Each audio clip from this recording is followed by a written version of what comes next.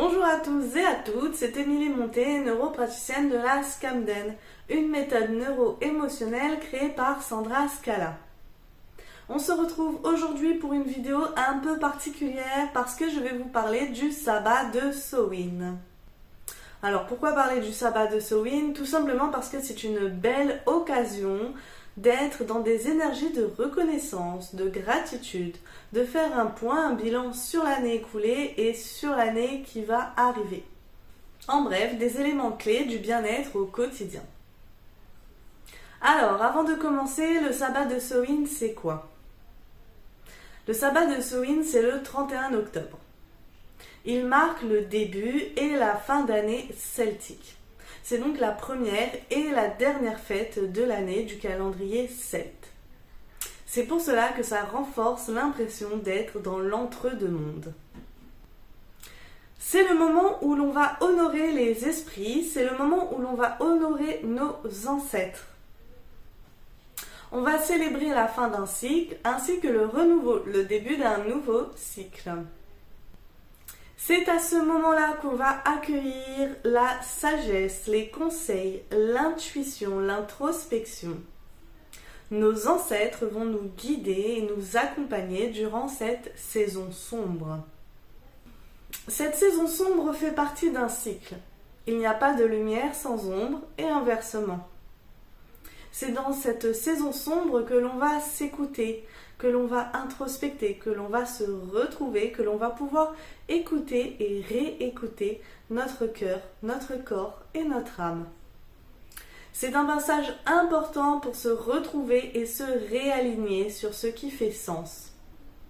Dans cette vidéo, je n'irai pas plus loin sur son histoire, son origine et ses dérivés, car en cherchant sur internet, vous pourrez retrouver toutes les informations voulues, toutes les informations recherchées sur ce sabbat, sur Halloween, sur l'origine de Jack-o'-lanterne, etc. Je vais donc plutôt me concentrer sur quelques rituels, sur quelques petits tips que l'on peut mettre en place pour apporter sagesse, inspiration, reconnaissance et gratitude durant cette période. Comme évoqué précédemment, c'est le dernier jour du calendrier celte, c'est-à-dire que c'est le moment idéal pour se libérer de nos fardeaux. C'est le bon moment pour faire un point sur l'année qui vient de s'écouler et se libérer de tout ce qui nous a causé du tort. Et pour ce faire, on peut par exemple écrire sur un papier tout ce qu'on ne désire plus, tout ce qu'on désire se libérer. Après une longue introspection, on peut faire le tri sur ce qui n'est plus nécessaire en nous et autour de nous. Après avoir écrit cette feuille de papier, on peut la brûler. Le feu, c'est une belle symbolique, c'est l'un des 4 éléments principaux et c'est un feu purificateur. Alors attention, si vous décidez de brûler votre feuille, faites-le dans le respect des consignes de sécurité. On a dit qu'on voulait se libérer des choses qui n'étaient plus nécessaires, on n'a pas dit qu'on souhaitait mettre le feu à toute la maison. Il est très important lorsque l'on fait ce petit rituel, ce petit exercice, d'y mettre de belles intentions. Ici, ça va vraiment être les intentions qui priment. Donc, plus vous aurez des intentions de bienveillance, d'amour, de reconnaissance et de gratitude, et mieux ce sera. C'est la nuit où le voile entre les deux mondes est le plus fin. Alors, tout peut arriver. C'est également un nouveau cycle qui commence. Quand on commence un nouveau cycle et qu'on a fait le bilan sur l'année qui vient de s'écouler, on réalise que nous n'avons jamais été seuls. Et donc c'est aussi le moment d'être dans la gratitude et la reconnaissance envers ces personnes-là. Alors ça peut très bien être dans le monde spirituel, lorsque l'on parle de nos ancêtres, lorsque l'on parle de nos guides, de nos anges et de nos archanges en fonction des croyances que l'on peut avoir. Cela peut être aussi dans le monde matériel, c'est-à-dire notre famille, nos amis, nos collègues, notre conjoint, nos enfants. Toutes ces personnes-là nous ont accompagnés tout au long de l'année, nous ont aidés à leur façon, nous ont aimés, nous ont partagé de la joie, du bonheur. Et c'est important à ce moment-là de penser à ces personnes et à les remercier. Alors pour ce faire, en aucun cas on est obligé de leur écrire une lettre à tous. On peut simplement allumer une bougie blanche avec de belles intentions. On peut également repenser à un beau souvenir de chacune de ces personnes. On peut également remercier dans une prière ou dans un petit texte que l'on aurait écrit toutes ces personnes qui nous ont accompagnés durant cette année. Vraiment, encore une fois, je le répète, ici ce qui prime c'est les intentions. Donc bien évidemment, plus vos intentions sont belles, plus elles sont pleines de douceur et d'amour et de bienveillance, et plus votre retour sera beau. C'est aussi un merveilleux moment à partager en famille, entre amis, entre collègues. Donc je vous invite à partager un dîner, à faire un apéro ou un goûter et pourquoi pas partager ces mêmes rituels expliqués dans cette vidéo tous ensemble. Ça peut être très convivial et c'est vraiment un moment de joie et de gratitude que l'on peut transmettre facilement. Voilà, alors comme je l'ai dit, c'est également le premier jour de l'année celtique. Ça veut dire que c'est le bon moment pour être pleine de joie et de gratitude. Encore une fois, pour ce faire, on peut écrire par exemple sur un papier tout ce que l'on désire voir se réaliser cette année qui arrive. On peut écrire tous nos rêves, tous nos vœux, toutes nos envies. On peut encore une fois brûler ce papier ou alors on peut décider de le conserver.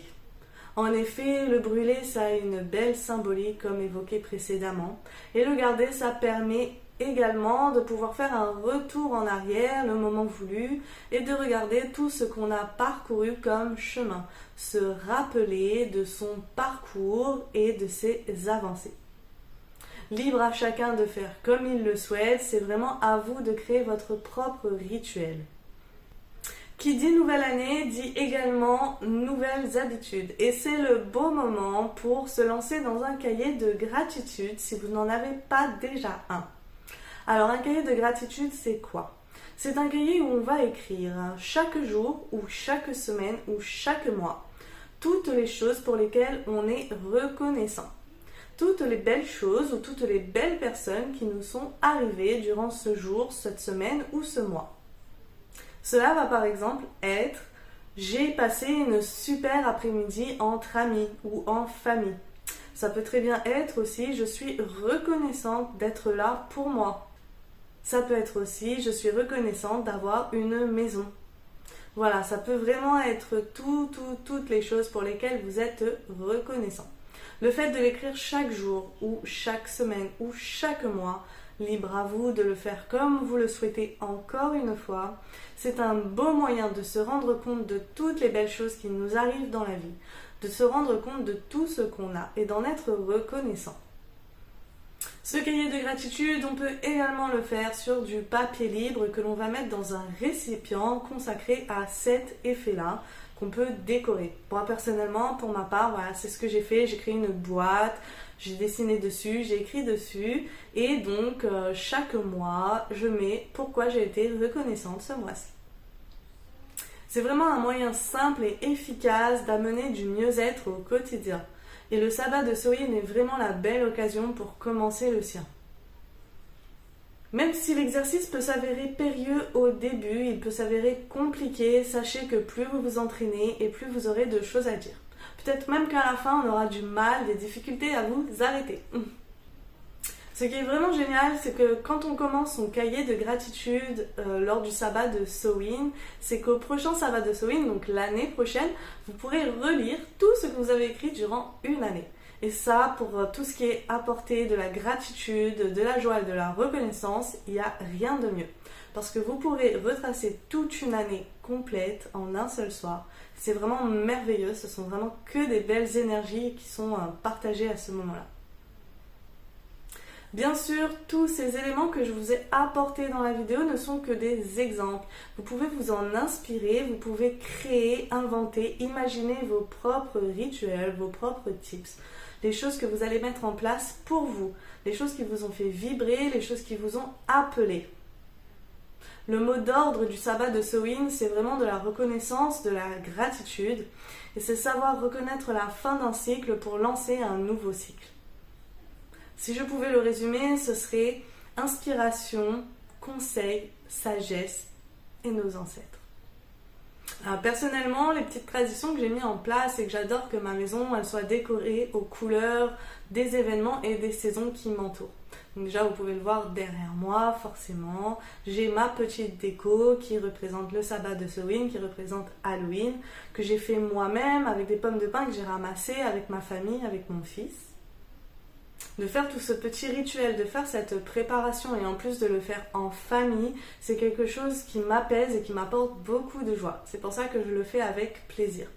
Et vous pouvez vous en inspirer pour vous imprégner vous aussi de toute la magie qui vous entoure au quotidien.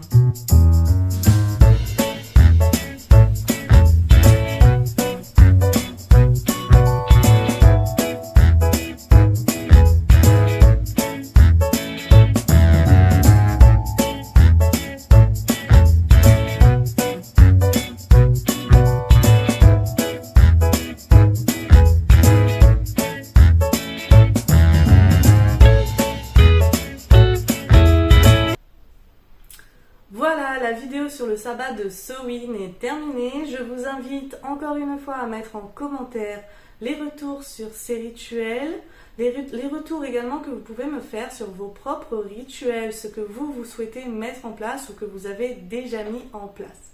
Vous pouvez également poser vos questions et apporter plus de précision ou d'informations en commentaire. Pensez comme toujours à liker et à vous abonner pour rester informé des dernières vidéos. Et je vous souhaite un bon week-end, un bon sabbat de Samhain et un Halloween effroyablement magnifique.